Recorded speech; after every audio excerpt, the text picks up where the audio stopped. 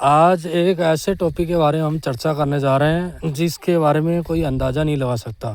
लोगों ने मार्ग मार्ग बहुत तरह के पढ़े होंगे, जैसे 6 लेन होता है, 4 लेन होता है, डबल रोड होती है।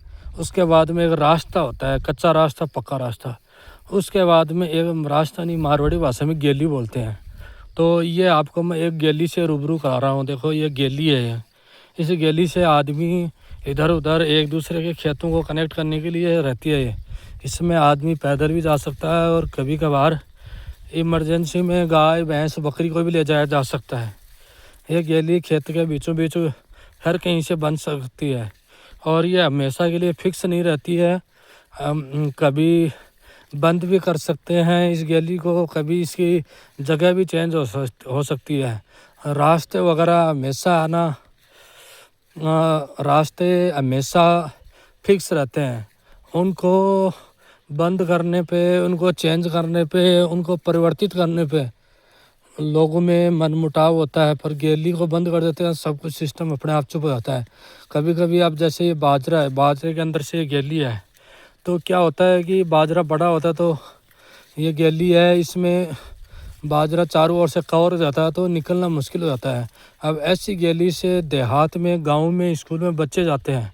तो अब गांव के बच्चों के बारे की समस्या है, कौन क्या जाने। अब यदि बरसात होती है तो इसमें से यदि बच्चे स्कूल में जाते हैं तो इस गेली में क्या होता है, ये बाजरा गीला रहता है तो बच्चे के कपड़े भी गीले हो जाते हैं, बच्चे के जूते भी है ना, सब गीले हो जाते हैं। ये गेली तो थोड़ी बेटर है कि इसमें थोड़ा साइड से बाजरा काटा हुआ भी है और साथ में ही काटा हुआ भी है नीचे से। इसमें बाजरा काटा हुआ भी है और नीचे से घास भी काटा हुआ है, तो इसमें कम है। कई बार कोई तूफान आ जाता है तो ये बाजरा इधर उधर गिर के और ये गेली एकदम उड़ जाती है बाजरे में, तो फिर बच्चों को जाने में बहुत दिक्कत होती है।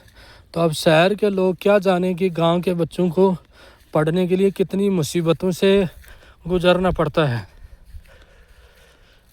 और उसी के साथ में एक राजस्थान में एक समस्या और होती है, घास होता है जिसके कांटे होते हैं। अब ये कांटे हैं, ये स्कूल में जब बच्चा जाता है तो ये बच्चे जाते हैं और फिर क्लासरूम में बैठा बैठा इन कांटों को बेचारा निकालता रहता है। क्यों, जैसे जैसे क्लासरूम में वो बैठता है, इधर उधर मूवमेंट करता है, तो ये कांटे है ना बच्चों को चुभते हैं तो एक एक कांटा निकालता रहता है। इन कांटों को राजस्थानी भाषा में भरूट बोलते हैं। अब ये भरूट हैं, ये ऐसे होते हैं कि यदि कपड़ों में से निकालते हैं तो हाथों के चिपक जाते हैं। एक हाथ से निकाल के दूसरे, एक हाथ में फंस जाता है, उससे निकालते हैं दूसरे हाथ के चिपक जाता है। मतलब ये एक है ना गम की तरह काम करता है, एडेसिव टाइप। तो ये ऐसी पीड़ाएं गांव के देहात के बच्चे ही जान सकते हैं। शहर के बच्चे इनके बारे में कभी ज़िंदगी में रूबरू भी नहीं हो पाते। और ये कांटे सूख जाते हैं तो और भी सख्त हो जाते हैं और इन कांटों को निकालना बहुत ही मुश्किल काम है ये। पर गांव के लोग इन चीज़ों में बहुत है ना अनुभवी होते हैं।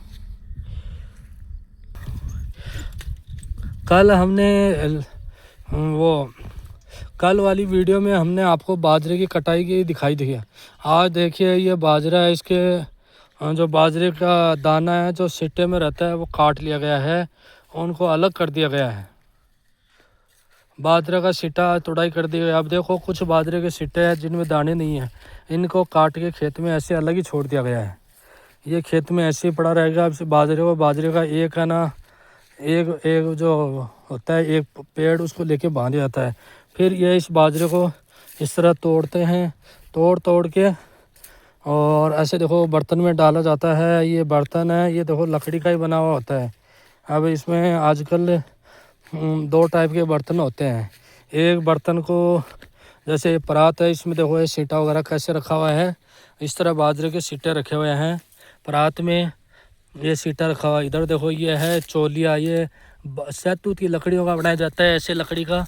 इसके अंदर देखो ऐसे है ना इस तरह रखा हुआ है। देखो ये इसको इस तरह ना ऊपर तक भरते जाते हैं और ये बाजरा है, इसको फिर थ्रेसर से निकालते हैं।